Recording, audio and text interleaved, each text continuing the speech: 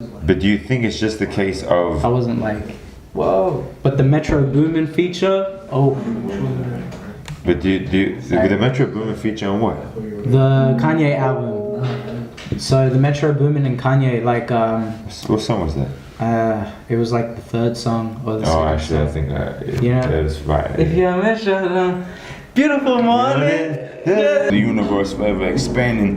This is The Burning Bush, a podcast where we discuss popular culture, popular belief, where they interject, where spirituality and soap reality And reality, oh reality. come together.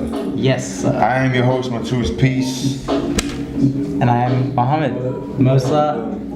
Call me whatever you want to call me, man. Muhammad Mozart, call me whatever you want to call me. Imagine that was your name. Call me whatever you want to call me. That's like from Boondocks, I'm a pimp named Slickback. Well, my real name is Muhammad. I'm a pimp named Slickback. Riyadh Al-Mayahi. Oh shit, you giving me the government. That's the whole run. That's the whole name, man. And I'm pretty sure it's longer than that. I'm missing Jabbar in there. That's the Gunya. Yeah, that's the kunya. The alias, the whole, what you're known by. This is our first episode. If you want to find my art, Mo's art. Yeah. Mo's art. Right, because you're an actor. I'm even gonna say that you're an actor, but more so you're a director, a screenwriter, and a filmmaker. Yes, sir. And I made films with you. I am a filmmaker. And I want to make more films with you. Yeah, inshallah. We gotta get these popping. Inshallah. And we will. Inshallah, yeah, we about that. And that's the crazy thing. This is it. We're making. This is like artists, creative people coming together and kind of talking about the world of creativity and spirituality, two things that matter to us. And that's why this show is like, this podcast is called The Burning Bush, because like a burning bush, we have conversations that are lit. Like Moses, when he came to the burning bush, the conversation, we're on fire with this. And really, because we connect and we just chill, and because we're kind of chasing similar goals in the sense of both spiritually and in this world, where we want to create like really dope content. Yeah. And just put out really dope shit. Beautiful art. Yeah, exactly. And because we want that, we tend to come together and have interesting conversations that span so many things.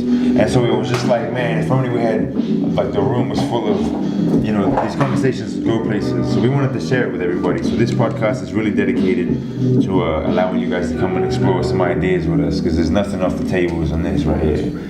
We're gonna get it in. High five for the intro, bro. Goddamn, that was amazing. We have to lay down the foundation of what this is about. This is, yeah. You know what I mean? So if you rolling with us at this point, just vibe back, just catch the vibe, really. Yeah. Explore some things with us. We're just gonna have conversations, really. It's just gonna be like, how do you do? What did you do? Yo, but did you hear? What do you think? What do you think? What do you think about Stanley? Right. Stanley dying. Rest in peace. Rest in peace, Stanley, man. Motivation, like Stanley. Motivation. That is a crazy word to say, bro. Because some of my students said to me, "So, Stanley died," and they looked like sad about it. And I was like, "Yeah, I feel you, man. Like Stanley died. Like it's epic. Like you're not gonna see him in any more films." Yeah. And I love seeing him in those films, but it's just like, you have to commemorate a life that has been so successful. Like, I just think as an artist, this guy created, like, these were just his characters. At one point in his life, they were like characters in a dream. Yeah. And then you look at, he dies at 95, and at that point, he's not only the one who manifested this empire, but his face is in all of them. Like, he gets to play in his own fantasies. Like, that is what a goals. Stanley, bro. Stanley. Born 28th December 1922, bro. Bruh. 1922, bro. Do you know how long ago that is? When did he start creating? Like, when was his first character? Who was his first character, actually? That's interesting. Ooh. Yeah, bro. What was his first comic character? Yeah, I wonder, Yo. I'm really on this ginger beer life, man. It's crazy. They gotta pay me. Promote. I'm not trying to promote that. I'm make sure we don't even show the brand. I think Captain America was his first one, bro. Really? Yeah. Captain America. When was that? Let me me guess, at some time around what, 1922. So then he would have seen what, World War II? 1941. 1941. So he was like 20s. 21. He's writing comics up. He started then. When you think about it, man, Stan Lee's like 90, bro. He had a long 95. time. He died 95. He had like a long time to develop as a person, bro. Like Stan Lee started writing them comics at 20 and Yeah, I mean, away, you know. he reached his goals. Like, that's crazy. Yeah, motivation, as I said. Motivation. Motivation. Stan Lee was an interesting person, man, and like the comic books, like they had morals, you know, and the morals, like that's why, bro, these characters are like forever in our worlds now. It's crazy. Like people feel like a way about Spider-Man. Kids love Spider-Man, bro. When I was young, I loved Spider-Man. Like I would get Spider-Man bed covers, Spider-Man everything. You were that big on why Spider-Man though? Because it was just like that superhero that you related to, because he was like regular Joe's, regular. Yeah, but I wasn't even thinking about it like that. I was just like, it just felt like good, you know. It felt good. Spider-Man. I think I was. It's just Wolverine. It attracted me, the character. I like Wolverine coming up, but like I mean, you know, there's so many. Like Batman was always dope. Yeah. He left a legacy, man. Batman wasn't Marvel though, bro. Think about he wasn't. Marvel, He was DC. Bro. Yeah, yeah. Okay, if we're talking just Marvel, I thought you were just talking about How like crazy is Marvel, bro? DC, right? DC was written by different comic book writers. Yeah. So Batman, I don't know. Was competition yeah, to like Superman. So like, yeah, Superman's part of DC. It's different writers that wrote Superman and Batman, right? But neither of them was Stan. Yeah, Stan Lee wrote Hulk. He wrote all of this Marvel world you see today. Iron Man. When did he create Iron Man? Bro, I have no clue. That shit, like. Let's search that up. And he obviously would have not created every single character. He would have probably got other, like he would have, other people, you think other people created characters? He created in 1963. So it was later on in his career. Yeah. See how one of his most successful characters was like deep into his career. Into his 40s. 20, 30 years into his career. His first one was at 20, right? 60, yeah. So he was into his 40s when he, like... That's what I'm saying, man. Sometimes, like, even but I mean, he's probably had so many characters that are successes. Hope was a big success before, I guess, Thor was. Yeah, it says he was always toying with the idea of creating a businessman superhero. So a business? Stock is. Oh, right, okay. He's a businessman and he's a superhero. And the business he's in is like warfare. The premise. His dad's in. Yeah, he kind of like Tony Stark is just a rich kid, really, businessman. He's smart as well, though, but that's like thanks to his dad. They connected his dad to Captain America. Did they? Right? I didn't know that. Yeah, because his father was the first one to find that thing that he has in his chest, the original piece of it. That was like, have you seen I haven't Captain seen America, the first Captain America? Yeah, I have. The one with the red face, yeah. And so that's Tony Stark's dad, the one with the mustache, the one that gave him all the technology. Wait, what? Yeah, that was his dad. That's Tony Stark's pops. Like, his name was something Starks. Damn, I gotta rewatch that. Yeah. Man, it's so deep, bro. Yeah, that's how they connected it. Like, he's created, you know what I mean? Now, like he knew. That's the thing. You know the like things he knew his done dad. Like when how he survives in that whatever, how Captain America survives. Yeah, right. Now he's talking to Tony Stark. Stan Lee is pretty much Captain America. Yeah, bro. He survived the ages. Yeah, the ages. He survived the ages, bro. He must have had a good diet. I'm sure, like he's gonna survive for much longer now, because you know. I mean, his memory, bro. Not just that. I mean, they've just taken it and turned it into a franchise, man. Look at what he started, like Marvel. Marvel's Disney's not going Marvel, anywhere. You know what I mean? Disney's also bought like Star Wars, like the George Lucas films. Can you turn the music down just a little bit? Just one notch. Yes, sir. Yeah. Yeah, man. Thank you. Disney's. It's good to have the DJ on deck. I don't know if Disney's evil, but I just don't like Disney. They're just overpowered, you know. I don't think anybody should. I mean, Walt Disney himself, I think, has done questionable things and said questionable things. Yeah. So the character, the man, the business as well. Demon. Yo, whatever you want to call it. You know, talking about like the opposite of evil. When it comes to like watching things, I watched this documentary recently called That Sugar Film, and it's a documentary about this Australian guy, right? And he hasn't eaten refined sugar for like 8 years because his girlfriend is like a real healthy, like so when he got with her, he kind of like just cut out sugar and started eating well. So anyways, he does this documentary about reintroducing sugar into his diet. Now he just does the average sugar content of the average Australian, which is 40 teaspoons of sugar, which is crazy. 40 teaspoons of sugar a day is the average. Now there are people who have way more than that, but like that's just like the base average. So he does that. Now he says, I'm just gonna eat normal healthy foods, or foods that are in the mall, like at the grocery store, considered healthy. So he's not gonna eat like candy, sugar, soda, like the clear giveaways. He's just gonna eat, you know, he got Up and Go and like, or Kellogg's All Right. Was it All Right? One of their cereals, right? So just like regular foods. And the first day he made cereal with yogurt and apple juice, and he got to 20 teaspoons of sugar just on breakfast. 20. Damn. 20 just on breakfast, bro. Like 40 for the day, right? And so he does this thing where he doesn't even eat any candy, and like you get 40 like that. Like there's refined sugar and like so a much can stuff. Of like how much is this? No, this stuff is alright because it's like 4.5 grams of sugar. Yeah. So that's the thing. 4.5 grams of sugar is 1 teaspoon of sugar. So the breakdown, like if you want to actually, and you should do this, you should like, I count like, because I count all my macros, like I just count to see everything broken down that I'm eating and taking in. So when I looked at my sugar, how many grams of sugar I have, so if you can calculate your grams or count them up for the day, your grams of sugar that you've had, you divide it by 4. Like for every teaspoon of sugar is 4 grams. Yeah.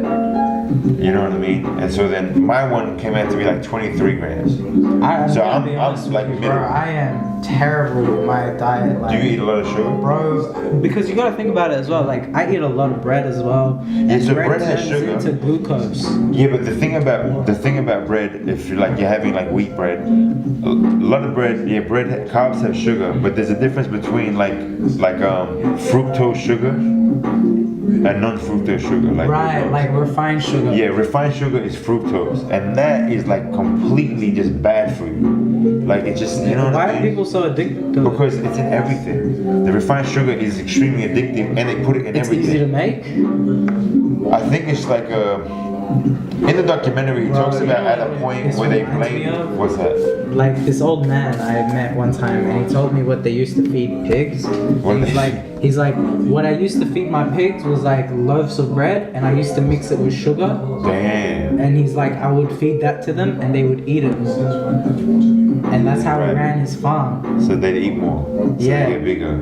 Exactly. Yeah, because the sugar is addictive. The thing about it, they ran a test. This is insane. You saying that? Yo, check this out. They ran a test. It's crazy, bro. We've literally become like modern day pigs. Bro, check this out. They ran a test where they did French fries, like fries. Yeah. And they fed it to these like mice. It was in a lab, right? And all you can eat fries. Like it was just, they kept pumping fries, and the mice, they ate and they ate and they ate, and eventually they just stopped eating. Like they got over it. They got full, obviously, from all the carbs, whatever. They got full and they stopped eating. They did the same test with sugar, and the mice never stopped eating. They had to stop the mice from eating because they were gonna blow up. Like the addictiveness in it, they just wanted more and more. Wow, that's so messed up. So they say, like in the documentary, he says that sugar is messed up, man. This is crazy. That sugar film, you like the documentary. I haven't even get to see the whole thing, but it's epic. And what he does, like he says, in the grocery store, 80% of the things in the grocery store have refined sugar in it, or have sugar in it. Yeah. So it's just crazy. Yeah. So the bread, if you're eating bread, it does have sugar, but if it's a good source of bread, like a wheat bread, I think it has better sugar than like Right. So like, what about cereal. if I'm making like fruit juice? So here's the thing about fruit juice, and that's why like I try to avoid fruit juice too now, to a certain extent. 'Cause check this out. Not like fruit juice, like I'm making it though. Yeah, even if you're making fruit juice. So he does it where he gets 4 apples, and he says if I were to eat these apples, I'd probably get through 2 apples and I'd get full, because the fiber in the apples will tell my body like, all right, you've had your food. You're good, yeah. Right? But when you juice them, you get rid of all of the nutrients, All and you the just fiber, keep the yeah. sugar. Yeah, Like you're just right. keeping the sweet of the juice, right? Yeah. And so he did it, and to get a cup, you use 4 apples. Yeah. Now it's like I would never eat 4 apples in one go, but I'm gonna drink this just like that, like a cup of like apple juice, 4 apples. That's the thing about it. So it's Yeah, like it drink was like with nothing, caution. yeah. That's crazy. Yeah, it's just, but for me, it's like people need to be, they need to have this knowledge, because that's gonna affect how you do things. It's not about cutting it out completely. Like, that a documentary can spark off that, but like, you know what I mean? Like, you know what I'm saying? When I'm like, a documentary can spark off so much knowledge within one thing. Like, you learn so much, and then you like start to really observe the world, and you start to see like, hold on a minute, like what's going on here, man? Why is it that 80% of our food has sugar in it, yeah. Like, And why is it like and people don't question this No, stuff? they don't. But a lot of people don't even know about it. But you know what's the craziest thing? The place in the world that has the highest rate of like Coca-Cola purchase per capita, like per person, is a place in Northern Territory, Australia. Wow. Aboriginal Yeah. community. Oh yeah, I just gotta say this: Australians are like fat people, man. Like, There is a big obesity thing here, and I think America has more obesity. But I no, feel they like just have more people. no, per We capita have- they're more obese, I think. But the thing about it is, but like we're not that far behind. Check it out, actually, check it. But the thing for me is, having lived both in America and in Australia, I feel like in America, there's more of a reason why you might be obese. Like they really cake up the plates. Like you're really eating in America, and a lot of the food probably has a lot of that refined sugar in it. Yeah. Do you see what I'm saying? So you have more And opportunity apparently, food is a for lot cheaper cheaper, there. yeah, for cheaper to get fatter. While here, that's not necessarily the case. And because that's not necessarily the case, you Japan have less has the sugar. lowest obesity rates. Of course they do. That doesn't really surprise me. You know what I'm saying? That doesn't surprise me. Also, Who's number one? recent study. Who is number one on the list? 28.3% of Australian adults to be obese, with 63.4% of adults being overweight or obese. How many? 60. 63.4% of adults being overweight or obese. That's 28.3% of Australian adults, like age, I'll just read it out. Yeah. Age standardization of the 2011-12 Australian Health Survey was done in a recent study, which reported 28.3% of Australian adults to be obese, with 63.4% of adults being overweight or obese. Yeah, that's So, like, really an issue. Huh? Really, my take from that is 63.4% of adults are obese. Yeah, pretty much. Like, so there's and an I see that when I'm walking epidemic, through yeah. the city. I'm like, yo, even in Fairfield, I see it. Like, people But do just... you think that's because Bro, Fairfield's messed up as well. Like, gambling rates are like the highest in New South Wales in Fairfield. Wow. People just love to gamble there. There is something because wrong. everyone's trying to come up, man? You know, when you get desperate, people do Yeah, desperate bro. things. People like get When you're trying desperate, to get that extra. sell their house, Yeah. and the music dropped on time. Hey, for the lo-fi vibes, Yeah, man. It's about vibes. This whole show is about that vibe. It's just about that. Hey, speaking of vibes, what's been the best vibe of the year musically? right? Like, you know, albums for me today are kind of, they present a vibe to you. Like, when I think about my music, I think I'm trying to, when you're listening, I want you to go on a journey. There's a vibe to it, you know. So like, listening to music this year, has there been like a standout project for you that really, you know, I'll give you an example. It's so much. There's been great, 2018 has been a great year for music, bro. Yeah, music's interesting as well, man. Like for rap especially, I mean. Yeah, like rap is like specifically has. Yo, the charts are like filled with rap songs these days. Like, yeah, I mean it's the biggest market, I think, outside of like country in America. Here it's completely grown. Yeah, here it's in Australia. I don't think rap is developed in a sense yet. It's developing. It's developing. The taste is acquired. But yeah, I agree. Like it's just. But I see young artists doing their thing, man. Keep it up, like. So Kanye is dropping his new album, but he keeps delaying the album. So so I don't even think he's like he knows what the hell he's doing with the album yet. Do you think he'll have that album by the end of the year? Probably highly doubt it. And if he does drop it, do you think it'll be better than the Ye album? I don't know. No, he literally just came out saying like, I'm delaying it. Okay. Because like. I think the Life of Pablo, he did the same thing, bro. He delayed it for so long. But do you think that it's just a case? And then he released it, and then the Life of Pablo was like, yeah, this is a good album. But do you think it's just the case of? I wasn't like, whoa. But the Metro Boomin feature, oh. But with the Metro Boomin feature on what? The Kanye album. So the Metro Boomin and Kanye, like what song was that? It was like the third song or the second actually, song. I think you know, it was right. If you're Metro, beautiful morning. That was Metro. Yeah, that was the best track on the album. He even says like his shit. Yeah, how funny is that? Hey, such a great song. Yo, shout out Metro for the new album as well. Legendary, man. You are a hero. You don't need no heroes, yeah. Metro is a hero. He's a crazy He is producer. literally like a superhero, bro. He's like a legend. The music he makes is on another level. And so I think producers need to be celebrated more, because when you look at what they do for artists, and I'm an artist, but I can tell you what they do for artists is like they create the vibe, and you're just kind of painting over it. You're the icing on the cake. Yeah, you know what I mean. But like somebody like Metro, if you look at all the artists that he's been connected to, what kind of stuff he's kind of created for them, and it's like that every like generation or every point or period, a couple of years, there's like a producer who comes with that that heat that everyone is seeking, because he has that. It's just bang. It's just, I don't know how old Metro was when he started. Like he was young. He's been consistent though. The thing I really like about Metro is Metro doesn't just do a song with people.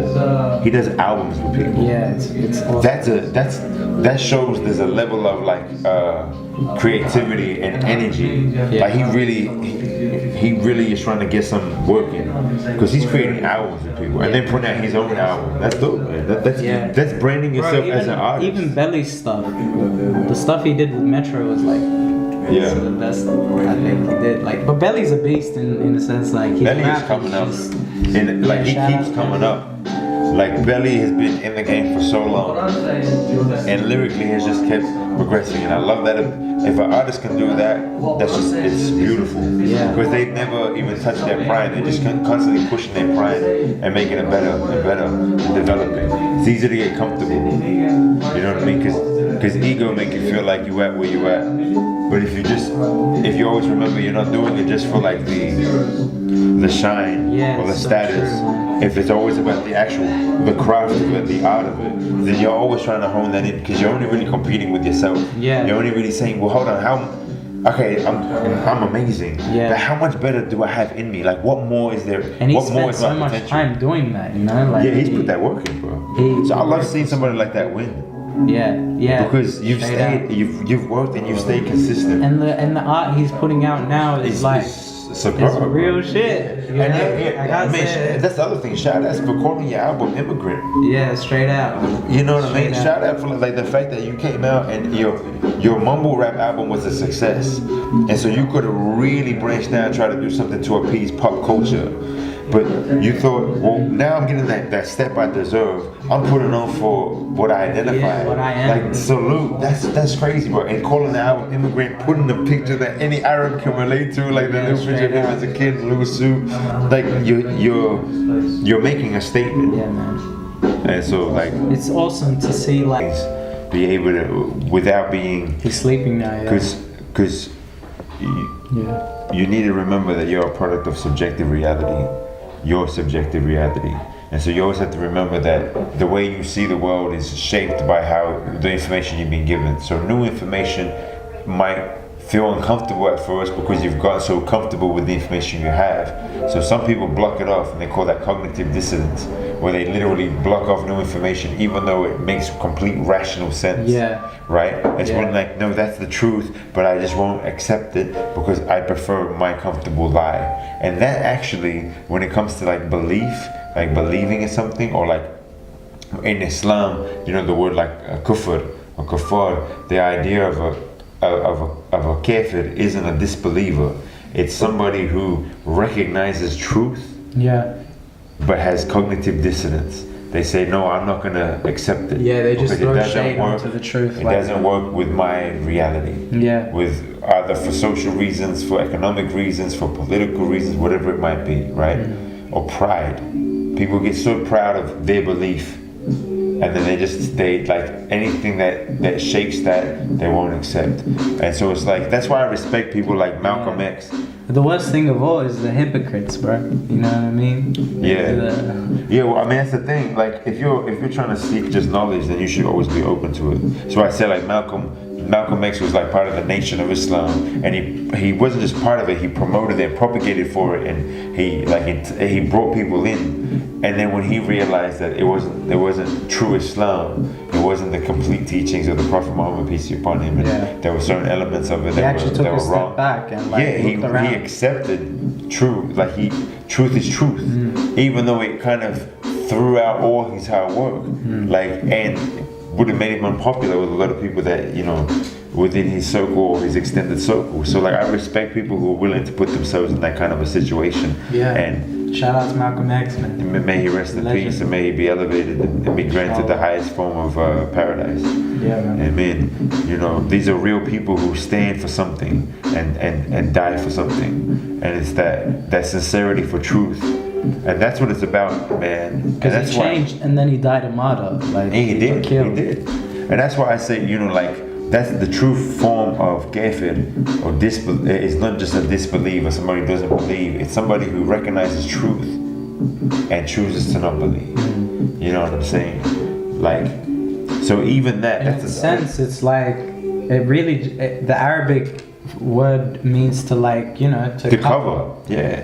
It's to veil something. So that's why, like, that's the whole point. It's to cover something that you know. Like, if you know something to be truth, and then you call it false, you've covered the truth. You've tried to disguise it. Yeah. And that's what it is. That's why it cannot apply to somebody who doesn't believe out of the fact that they don't understand it. They don't understand it, or they don't really know that it's the truth yet. Or they have, you know, doubts, whatever it might be. It doesn't apply in that way. So it's just like, words are powerful, man. So just they create that subjective reality. So how we understand a word will then change how we understand its application. Will then change how we apply it. Yeah. You know what I mean? So when you're like, that's why the expansion of knowledge is so important. I always tell like people, like, you should always be seeking your truest potential, mind, body, and spirit. You don't know what you're capable of until you push yourself in all those elements. And it's not about doing it for anyone else or for any other reason other than the fact that if you're given a vessel, if you're given this opportunity to be who you are, then don't you want to see what that avatar that you've been given, that vessel that you've been given, what it's capable of? Yeah, the potential. Yeah, don't you want to see your own, like, you're going to surprise yourself first and foremost before anyone else. Get in line, you know what I'm saying? Like, it's about, for me, everything I do is about seeing how I can surprise myself with what I can try to achieve, or how I can try to push myself. And everyone can do that. It's just like, you don't know what your potential is. But now it's like, if I can, the least I can do, the better. and it's all about entertain me. I am bored, and I believe firmly that if you're bored, then you're boring, because you can't even entertain yourself. How are you gonna entertain anyone else? How are you gonna inform anyone else? Why would anyone want your company if you don't even want your company? Yeah, it's true. You know, like if you don't even like your company, if you're not even enough for you, then how are you enough for anyone else? That's why the key to any healthy relationship, whether it's through friends or like with like a significant other, is like the first basis is knowledge of self and love of self. And then the closest people to you, because that's who you're always around. You know? That's who you should be giving knowledge to as well. Yeah. Taking knowledge from. So, and spreading love, right? Yeah, but like the ones we hate the most are the ones that are closest to us. It's interesting. But I just think people don't say it enough. Like people don't tell each other enough. Like, yo, I appreciate you for being in my life. Da da da. Like all of that stuff. It's just because it's just seen in a way where it's like, oh, what? Are you okay? Like, is something wrong? Are you trying to end your life? Like, nah, fam. I'm just telling you, I appreciate you, and I see that you have potential and all of that. You know what I mean? People don't do that. Why? Yeah. Why is that just an unspoken thing, but all negativity is spoken out loud? People are quick to complain about you or about things, but how many people just go, you know, it's just like in conversations, you're like, man, how's your day? Oh man, I had such a bad day, and I'll list things that happened to them bad. But if they didn't have a bad day, would they list the opposite? Would you be like, how was your day? Oh, today was so good. You know, I'm so blessed. I'm blessed because of this. I'm blessed because of that. You know, I got eyes I can see. You know, I got like eyelids that close so that my eyes don't dry out. You know, and I don't even have to think about it. It just happens, and I can visualize beauty in front of me. Yo, I got ears like that I can universe within your body. Yeah, like we don't realize all of these things because they don't run on our conscious mind. Yeah, right. Like, you know what I mean? Unless we are focused on them. Like, but you know, the only time we tend to focus on things when they go wrong. You see what I'm saying? Like, it's like a factory runs, and the second one of the machines starts playing up, that's the only time we pay that machine attention. And it's like we only pay attention to something. We only even say, oh, like, you know, when I was younger, like I tore up my like some of the muscles in my leg, and I couldn't walk for months.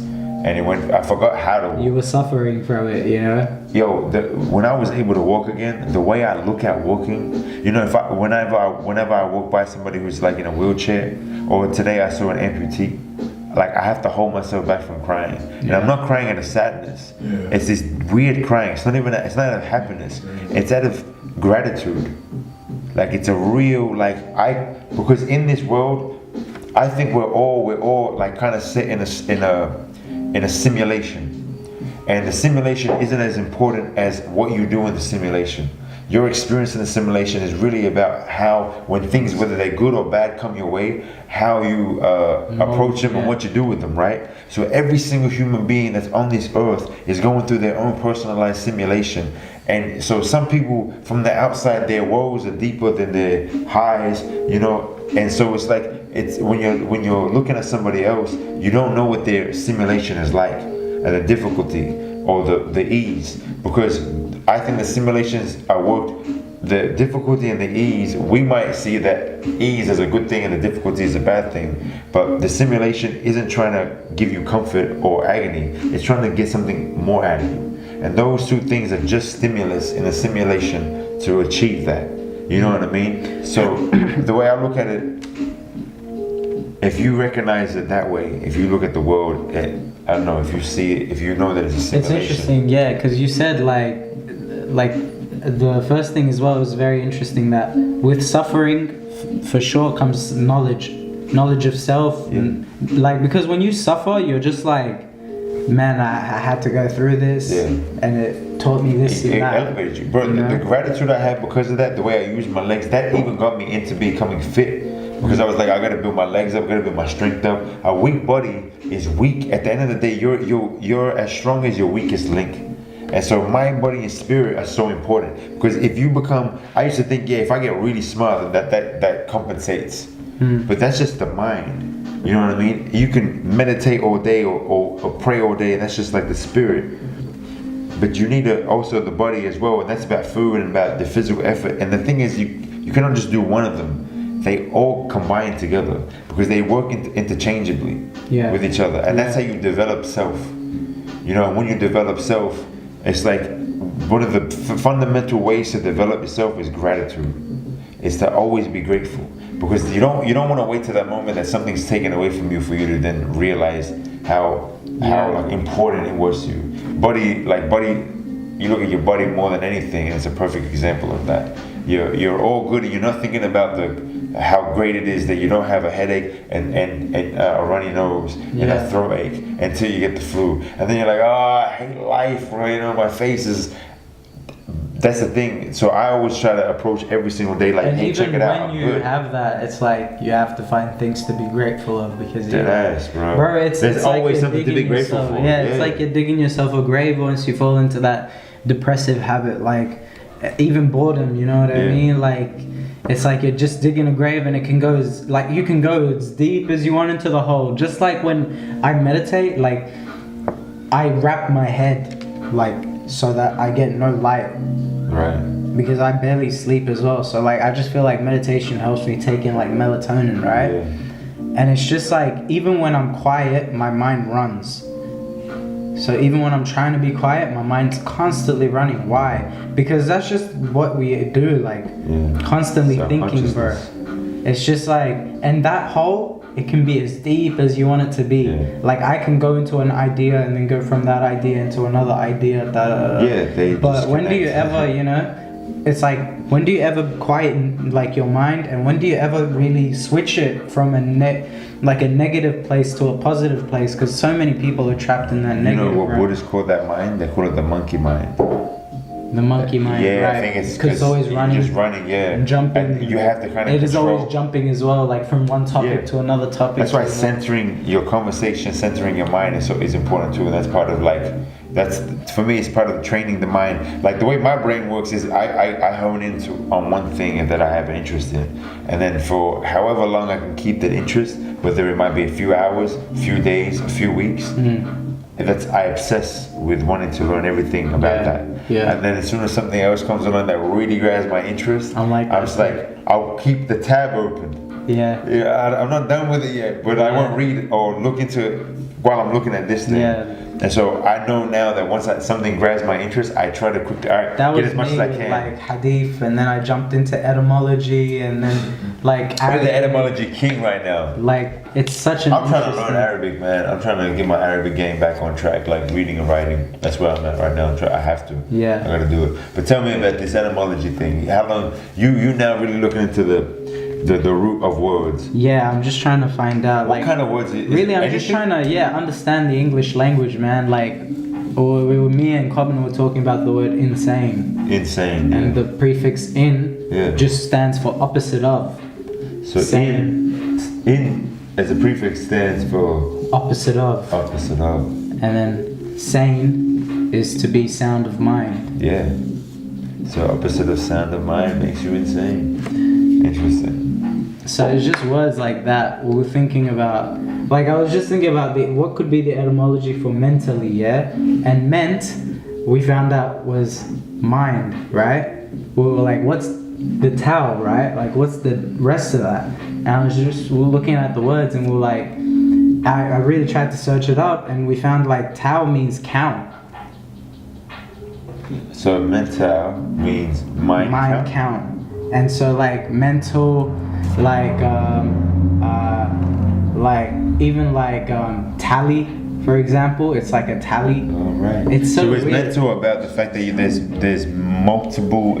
Is that because it's multiple? But you know the thing minds? About like, you know, schizophrenia. Like, is that a nod to schizophrenia or to like mental? Like no, mental is just like not like. It's not only like crazy, right? Like you're not only mental, like, but there is the mental, like the mind. Yeah, do you know what I mean? Right, mental. Like your what is in my mental. Yeah. Yeah. So in my, but why the if you say ment means mind, and the to from or all. Hey. So the etymology of mental. Yeah. Comes from mind. Mind. And what else? and Tao, right? And Tao, but right. So- we did our own research on Tao, right? And I just found it meant like count. You know what I mean? Mental calculation. Yeah, like your mental calculation, right? Right. Your mentality. Right. Okay. What is your mentality? Your Mortality. mortal. Mortal. Your life count. The life count. Mortality. Okay, I see you. So count. Yeah. Okay. What else? Yeah, like I was just fitting it in That's with. interesting. And the thing is, bro, it's about the phonics of the word. Like the sound is what. That's why I said even the word blood. Like when we look at, when we look at the etymology for bless, it roots up to blood, like bloodham. Yeah, that would make sense to bless because blessings came from sacrifices and they usually had blood was involved at some level, either Yeah. draining the sacrificed animal or unfortunately It comes like, from like the root. The root of the root is just blood, though, for bless. Yeah. You know what I mean? But it does come, down to like Yeah. because they would wipe blood on blood shit. and things, yeah. Because I guess it's like a sacred fluid in a sense, you know? Yeah. Fatality. It is in a sense. You think about it, man. Well, Blood is- they believe that you have to take life in order to give life. Yeah. So The like the dualities of Aztecs, life, yeah, yeah. man, the Aztecs would kill in order for the gods of the sun would be pleased and continue to provide them the corn that they needed, I guess. But So reality. should we wrap? Yeah, we should wrap. Yeah, we should probably wrap it up. I think it was a good 11:30. episode. Yeah, man. And Mohsen's asleep as well. Yeah. Shout outs to him letting us Yeah. use this place, man. Thank you guys for listening. Make sure you guys hit the subscribe button. Make sure you guys like. Yeah, Leave a subscribe, comment. like. Let us know what you guys think. Exactly. Next week we will have another podcast. We will continue with the burning bush, where we have lit conversations. Yeah. And we want you guys as part of this. So as you can tell, if you listen to the whole way through, man, it's about popular culture and popular belief. We explore anything and everything, from the soul to the mind to the body. And you can find my music. You can find like Muhammad and I. We've made a couple of little short films, and we're putting in work on some new material. Exactly. He's writing as well. He's writing some scripts. We're getting busy. Keeping busy, man. Peace, yo. Peace.